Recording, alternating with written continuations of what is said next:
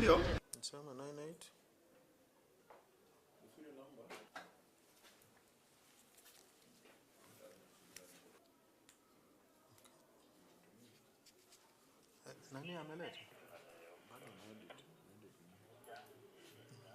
And on the morning of Friday, he was found at the bathroom hanging.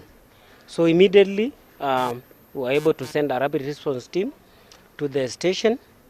The team was able to process the scene, and before moving the body to Jaramogi Oginga Odinga referral morgue.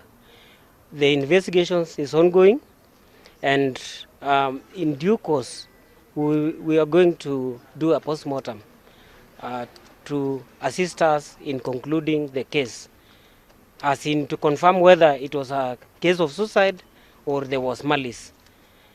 So as at now, all statements have been taken from the police, and we are looking forward to more, maybe from the relatives. But apparently, from the information we got, is that the deceased did not have any identification documents with him.